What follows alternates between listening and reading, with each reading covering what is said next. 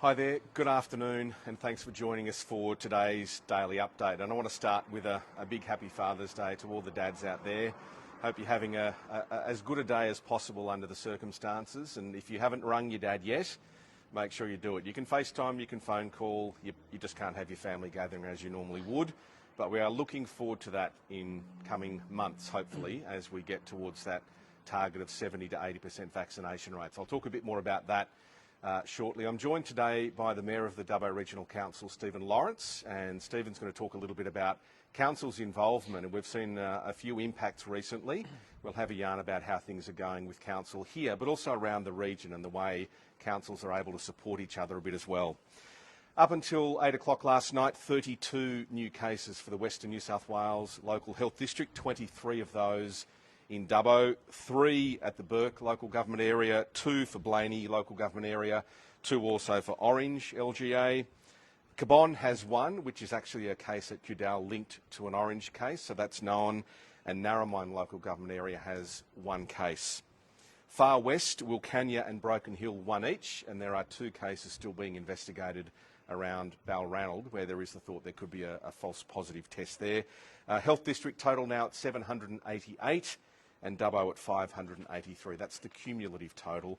We are still working out, it is difficult to come up with exact numbers, but when we get Scott back from the local health district, we'll try and figure out a way of expressing those that have come out of care with COVID to give an idea of how many are now clear. From the 32 new cases today, at least 5 have been infectious in the community. 10 of those have been isolating, which is good news. 17 still being investigated at this point. 24 cases are linked and 22 are household contacts. 2 are also known, linked to a cluster or a known case, while 8 are still under investigation. 21 patients are in hospital across the entire district. 4 are in ICU and 3 of those are currently being ventilated. Some interesting stats that I thought were worth sharing today. 56% of all cases in our region are under 30. 29% are between 30 and 50. And 13% are between 50 and 70. Just want to mention Dubbo Sale Yards, and I'll talk a bit more about the sale yards with the Dubbo Mayor shortly, but that is a casual contact venue. We've got extended dates now for August 26, 30 and 31, and also the 1st of September. Sale yards are a casual contact venue. So if you are at the yards or have had contact with somebody you know was at the yards, we're really urging you to come forward and get tested. If you haven't already had some contact from New South Wales Health, we're really asking you to do the right thing there. The sales, as you may have heard, have been cancelled for the next 2 weeks. So the sheep sale that was due tomorrow and also Monday the 6th and Monday, that's Monday the 6th and also Monday the 13th. So this coming Monday and the one after both cancelled, and the prime cattle sales for the 9th and the 16th are also cancelled at this point in time. Had a few more questions again, and these pop up a fair bit on Facebook particularly, regarding casual contact venues not being listed, despite the fact that somebody knows there was a case that was there. Just a reminder that not all venues are listed as a public venue of concern. So if all of the people that were at that venue were contacted, then the venue won't be listed. It's only if Health is unsure of some of the people that were there that the venue will become a listed venue of concern, and we do that as regularly as we possibly can. So just bear that in mind as well. Testing, unfortunately, has been pretty low. We were hoping this would be a super swab Saturday and Sunday. Only 3,200 roughly across the entire region. Again, a disappointing number given where we are at the moment. So the concerns around that from a health perspective are we're not seeing enough tests to make sure we know where those positive cases are. So again, the call is if you've got the mildest of symptoms, or you know you've been in contact with a venue of concern or with a person who's been at a venue of concern, we're asking you to do the right thing. There are no lineups basically anywhere today. You can get through any of the testing clinics, and I'll list some of those for you shortly, in a really quick time, and the results are coming back really quickly as well. So please come forward and do the right thing. We also do need you to keep an eye on that regular venue list. And we know there are venues from last night at Dubbo again, quite a few listed at Dubbo. Orange and Forbes have also got new venues of concern. So please keep a regular look at that, and we've got those venues listed on this post right now. So other testing clinics, they're everywhere they always have been, but across this weekend, especially set up for Molong until 2 o'clock today, at the railway station, showground at Blaney until 2, the park showground until 1 today, and Wellington running the drive-through at the Community Care Health car park until 2 o'clock today as well. And we still have that mobile testing available for those people that are struggling. If you call 1300 066 055 if you need some help to get to a testing clinic. Now, the pop-up Vax clinics, still just an amazing success. We've seen this right around the region. Rylstone again today at the Memorial Hall. It's been a fairly quiet morning apparently at Rylstone, so please, encouraging anyone around that Rylstone area, today's the day. Pop there, you can get your vaccination at the hall today. And then starting from tomorrow, we've got quite a few tomorrow. Orange and Bathurst are big ones. Really exciting time for Orange and Bathurst. So Monday to Sunday at Orange at the new DPI building, 9 till 4:30. At the Bathurst Memorial Entertainment Centre, that's from tomorrow through until Saturday, again 9 till 4:30. And then we've got Kandos for a day on Monday, Cobar Monday to Wednesday, and Walgett also Monday to Wednesday. Then Coolah on Tuesday, Coonabarabran next Friday, and Gilgandra next Saturday. Again, a link to all of those venues on this Facebook post right now.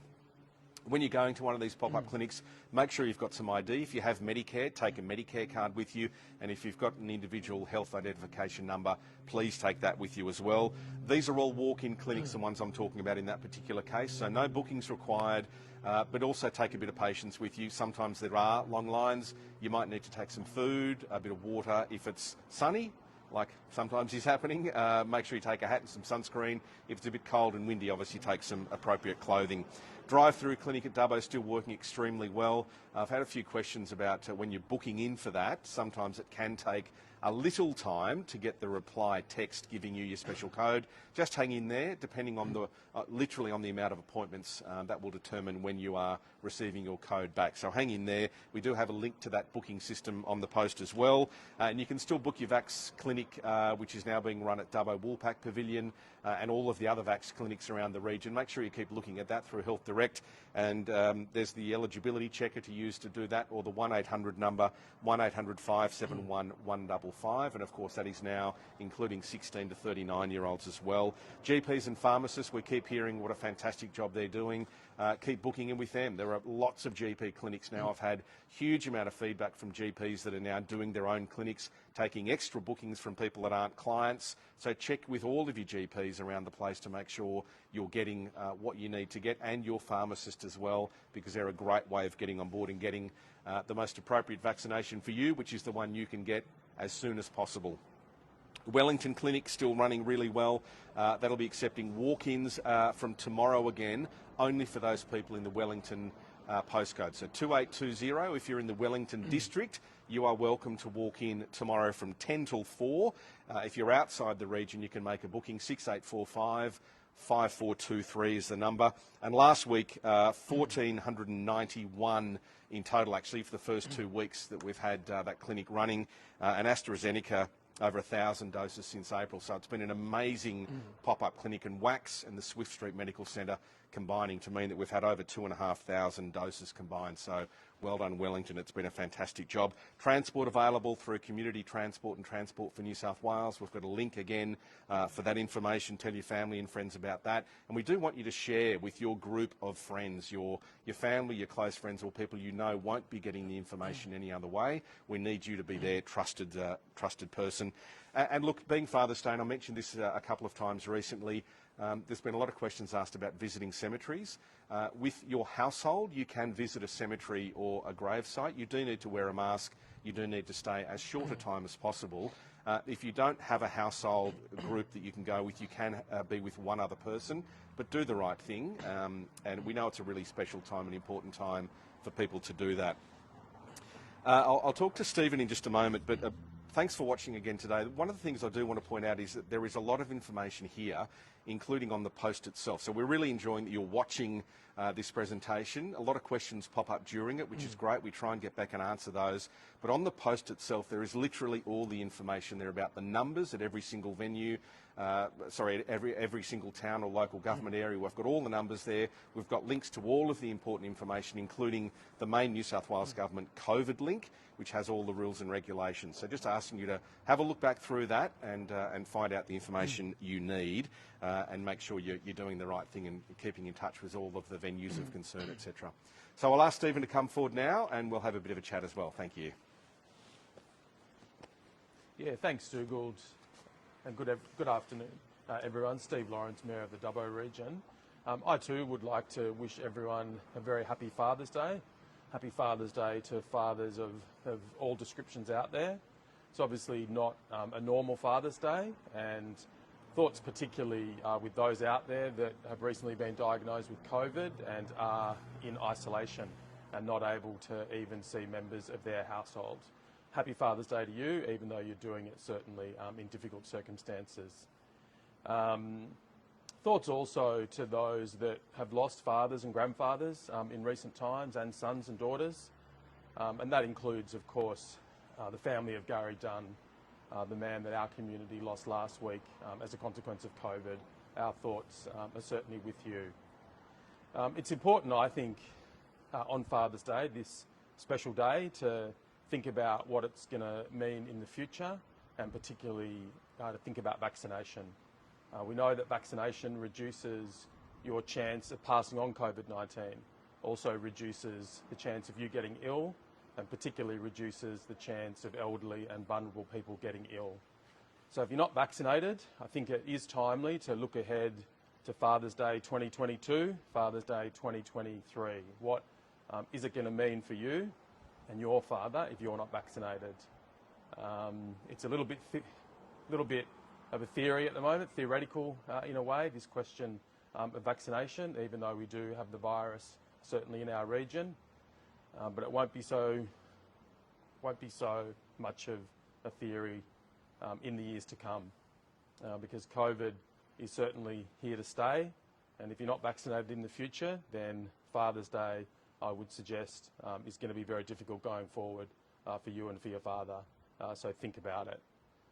So with those few comments, I might have a chat with Dougal. So certainly stay online, folks. Good on you. Thanks, Stephen. And obviously, as the Mayor, you've been working pretty hard for the last few weeks, as have all of us, including all of staff at Council. I just thought it might be appropriate to run through a little bit of the change that you've actually seen as an organisation. Yeah, sure. Look, it's been a huge amount of change, and on one level that is a lot of staff working from home, but on another level it's the organisation responding in a flexible way, and a lot of people basically moving into quite different roles. So for example, we have staff, everyone from admin to HR to different parts of the organisation that are working on the testing clinics. We've got staff that are working here over at the theatre on welfare packages. We've got our cafe over at the Cultural Centre being used to cook food for homeless people and vulnerable people that are currently being housed in temporary accommodation. So, look, the position that myself and the CEO took from the beginning was the essential services of council have to continue. So we always have to operate the water, operate the sewerage, do the essential road work, all of those things. But apart from that, we were willing to put all the necessary resources of this organisation into working closely with the state and the federal government, particularly the state, given state's health responsibilities, to ensure that our community responds as well as we possibly can to this crisis. And I think that's been a really noticeable thing from the community. People are noticing that people they normally hear on the phone or deal with in different roles are actually visible now, literally boots on the ground. And I think it's been a really nice thing to happen, that people have seen staff doing that. Are you getting feedback from staff as well? Yeah, absolutely. And, I've had comments ranging from, geez, I didn't expect to see a director volunteering to work on the testing clinic or this particular place, through to people really acknowledging the importance of these two levels of government working very closely together, and everyone being highly focused on good outcomes and being flexible. Because a big organisation often moves in a slow way, But in a situation like this, you have to be nimble, you have to be quick. If you expect to continue working in the way that you normally do, then you develop points of friction and you don't serve the community in the best way. Yeah. The other thing, I guess, is that Dubbo is the largest council certainly for the entire Western region, and although there's been maybe areas where there hasn't been support for certain things in the past, it's probably a good time to be showing a bit of leadership and support for some of those smaller councils. Have you seen that a bit? Yeah, absolutely, and it's been very much a focus of discussions between myself and the CEO, Murray Wood, to ensure that we, where possible and within the constraints of our resources, are reaching out and particularly sharing information on a policy level, on a communications and media level, to ensure that we're doing all we can to help what are objectively smaller organisations to respond as best as they can to the evolving situations in their area. Yeah. Now, talking about evolving situations, we've had the sale yards come under a little bit of scrutiny in the past couple of days, so we know there are 4 sales that are cancelled now. Just from I guess, a logistics point of view, how's that been working? Yeah, look, that's another situation that we had to respond to extremely quickly. There was a sale obviously scheduled on the weekend, on Saturday. There were already a large amount of animals there. We had the positive case last week, and then a couple more that flowed from that. And we simply had to deal with the situation of the animals there. So we had to work very closely with health to ensure that the people who needed to get there to allow that sale to happen so that we could clear out the animals were appropriately tested quickly, and also that we were running basically a skeleton operation.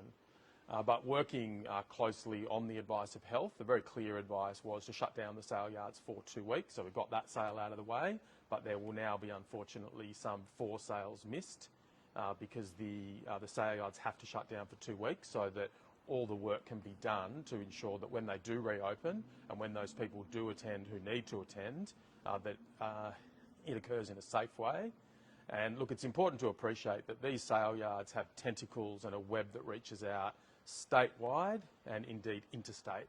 So, and they also play this incredibly important role in the economy and the supply of food and so forth. So they're crucially important. We can't operate without them, and we couldn't run the risk basically of some sort of super spreader event that might then impact on other sale yards and just have a catastrophic effect. So the sale yards, unfortunately, are shut down for 2 weeks, but will reopen in a safe way. Yeah, and we'll obviously keep people up to date with exact timeframes around that.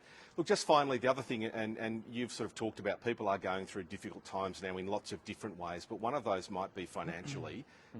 What can people do around, if they're having trouble with some of their bills, including maybe rates? Is there some help there? Yeah, look, it is rates time, as people are appreciating when they open that envelope. Last time we had this serious economic shutdown, we implemented a special policy which was in effect an interest-free period for quite an extended period of time, because we wanted to make sure that at a really difficult time rates weren't adding to the burden. And we're looking now at something very similar, and I anticipate something will come to council at the next council meeting where we will work towards some sort of rates alleviation policy. So obviously people will still have to pay their rates. Unfortunately, we can't simply absolve people of that, as much as everyone might wish it. The organisation has to continue, but we will be putting in place a policy to make sure that people have a very large period where they can get a deferral in essence, and that will be, I think, particularly important for small business people who are having their businesses shut and people that have lost their job as a consequence of that. But look, in the lead-up period to the next council meeting, there is the existing hardship policy. So if you've got your rates notice in front of you, have a careful read of it, because it talks about the hardship policy, but get in contact with the council staff through the admin building, and you can certainly start that process of making sure that rates aren't a real killer for you at the moment. Fantastic. All right. Thank you, Mr Mayor, for joining us today. Absolutely. Thank you. It's been good to run through some of those different scenarios. So look, that wraps it up pretty much for today. A lot of information again. Please do look back through some of the comments and the post itself to find out all of the details you might need to find out the information you're after. Have a great Father's Day. Enjoy the rest of your afternoon, and we'll catch you again midday tomorrow.